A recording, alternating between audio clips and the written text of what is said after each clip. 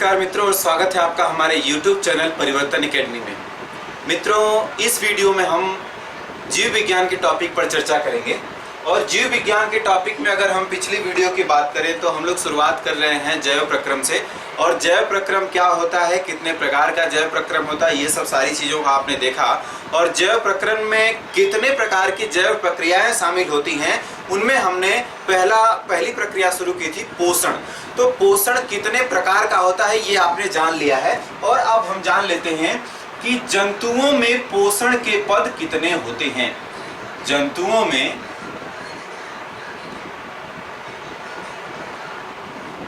पोषण के पद, आज का हमारा सिर्फ यही टॉपिक होगा, जंतुओं में पोषण के पद। तो आइए जान लेते हैं कि जंतुओं में कितने स्टेप्स में पोषण वाला काम जाकर के पूरा होता है। ठीक है। और अगर पोषण वाले काम की शुरुआत की बात करते हैं तो अगर हम सिर्फ मनुष्यों की बात करें तो मनुष्य भी एक प्रकार के जंतु है। अगर उदाहरण सिर्फ अपना हम लेते हैं तो हम शुरुआत करते हैं, भोजन को हम बाहर से उठाते हैं, फिर इसके बाद अपने मुंह में डालते हैं, फिर अंदर जाता है, रासायनिक क्रियाएं होती हैं और रासायनिक क्रियाएं होती हैं, जैव प्रक्रियाएं होती हैं। इसके बाद तब जाकर के भोजन पचता है, पचने के बाद फिर हमें ऊर्जा मिलती है, ऊर्जा मिलने के बाद मल विसर्जन तक काम होता है। तो यहाँ से मतलब भोजन को अंदर लेने के साथ से मल विसर्जन तक का जो काम होता है वह आता है जंतुओं के पोषण के पद में। तो पोषण के पद में अगर हम बात करें तो कुल पोषण के 5 पद होते हैं और 5 पदों में जो पहला पद होता है वह होता है अंतर्ग्रहण। वह क्या होता है? अंतर्ग्रहण। इसे आप कहते हैं इनजेशन। इसे आप अंग्रेजी में कहते हैं इनजेशन। अंतर्ग्रहण का मतलब यह है कि जब जंतु द्वारा भोजन को अपने शरीर में लिया जाता है, ठीक है, तो वही काम कहलाता है अंतर्ग्रहण। और अंतर्ग्रहण करने के लिए इसमें शामिल होते हैं अलग अलग प्रकार के जीवों में अलग अलग प्रकार से अंतर्ग्रहण होता है। जैसे अगर आप मछलियों में बात करेंगे तो मछलियों में जल की धारा के साथ भोजन अंदर की तरफ चला जाता है, जबकि हम अपने हाथ से भोजन को अंदर लेते हैं। जबकि गाय भैंस में बात करेंगे तो डायरेक्ट वह अपने मुख से ही प्रत्यक्ष रूप में भोजन को अंदर लेते हैं। ठीक है। तो तमाम प्रकार के जीव में अलग अलग प्रकार के जीवों में जंतुओं में अलग अलग प्रकार से अंतर्ग्रहण होता है। ये आप समझ गए होंगे कि अंतर्ग्रहण में काम क्या होता है कि जब हम भोजन को अपने शरीर के अंदर लेते हैं वही काम क्या कहलाता है? अंतर्ग्रहण। और ये कौन सा स्टेप है? तो स्टेप नंबर 1 है। स्टेप नंबर 1 है। और अगर हम बात करेंगे स्टेप नंबर 2, मतलब अगर दूसरे चरण की बात करेंगे तो दूसरे चरण में काम शुरू हो जाता है पाचन का।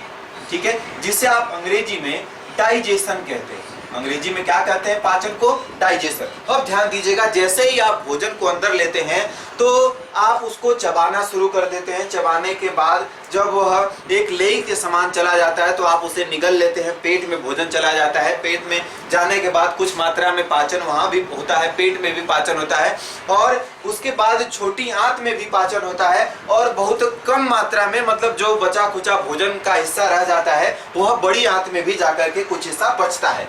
तो पाचन की बात यह होती है कि अभी हमने जब पोषण के पद से पहले की जो वीडियो है उसमें हमने बताया था आपको कि ध्यान दीजिएगा कि जो जैव प्रक्रियाएं हैं वह 2 प्रकार की होती हैं। एक होती हैं अपचयी क्रियाएं और दूसरी होती है उपचयी क्रियाएं। उनमें हमने उपचयी क्रियाओं के बारे में आपको बताया था कि उपचयी क्रियाओं में बड़े अणुओं या फिर जटिल अणुओं से उनको विखंडित करके सरल अणुओं का निर्माण किया जाता है और यही होती है उपचयी क्रिया, जिसमें पाचन भी एक प्रकार की क्या है? उपचयी क्रिया है। उपचयी क्रिया का मतलब ये हुआ कि भोजन आप बड़े बड़े कणों के रूप में लेते हैं, उसके बाद आप पीसते हैं उसे दांतों से अपने, फिर वह पेट में जाता है, पेट में जाने के बाद और जल में घुलनशील वह भोजन बन जाता है। तो इस तरह से पाचन वाला काम जारी रहता है। ठीक है।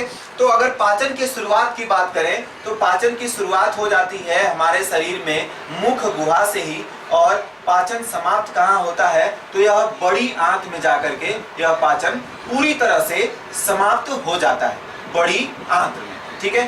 तो पहला काम होता है अंतर्ग्रहण, दूसरा स्टेप है पाचन शुरू हो जाता है। और पाचन कहाँ से शुरू होता है? तो मुख गुहा से। और पाचन कहाँ तक होता है? तो बड़ी आंत तक पाचन होता है। जब आप स्टेप 3 की बात करेंगे कि स्टेप 3 यानी जो पोषण के पद में, पोषण के चरण में तीसरा चरण क्या होता है? तो जैसे ही भोजन का पाचन हो जाता है, तो भोजन का पाचन हो जाने के बाद वह आपके शरीर के सभी अंगों के पास चला जाता है। और सभी अंगों के पास जाने में किसकी भूमिका होती है? तो उसमें भूमिका होती है छोटी आंत की। और छोटी आंत में अंदर वाले भाग में बहुत छोटे छोटे माइक्रोविलाई या फिर उसे रसांकुर कहते हैं। और उसी रसांकुर के द्वारा भोजन को आंत में से अवशोषित करके रुधिर में मिलाया जाता है। और वह काम होता है अवशोषण। वह काम कौन सा होता है? तो वह होता है अवशोषण। मतलब जब आप स्टेप 3 की बात करेंगे तो भोजन का ये अवशोषण होता है। तो आप इसे कह सकते हैं एब्जॉर्प्शन, अंग्रेजी में इसे कहते हैं एब्जॉर्प्शन। ठीक है। तो अवशोषण में क्या होता है कि जब आप भोजन का अंतर्ग्रहण करते हैं, उसके बाद वह भोजन पचता है। भोजन पचने के बाद जब वह जल में घुलनशील हो जाता है, तो जो ग्लूकोज है, वसी अम्ल है, अमीनो अम्ल है, तमाम तरह की विटामिन है, जल है, खनिज लवण है, उन सभी को आपके जो छोटी आंत है उसमें रसांकुर होते हैं। और उसे वह अवशोषित करके, सभी प्रकार के पोषक तत्वों को अवशोषित करके वह क्या करते हैं? तो वह आपके रुधिर में मिला देते हैं। और रुधिर के माध्यम से वह जितने भी पोषक तत्व हैं शरीर के सभी अंगों के पास चले जाते हैं। ठीक है। तो यह हुआ स्टेप 3। और इसके बाद अगला नंबर आता है स्टेप 4 का। और कुल कितने स्टेप में पोषण का काम पूरा हो जाता है? तो कुल 5 स्टेप में पूरा हो जाता है। तो पहला स्टेप क्या है? पहला पद है अंतर्ग्रहण मतलब इंजेशन। दूसरा है पाचन मतलब डाइजेशन। पाचन शुरू होता है मुख गुहा से और बड़ी आंत तक ही पाचन होता है। फिर इसके बाद अवशोषण का काम होता है, मतलब जब भोजन पूरी तरह से पच जाता है तो उसे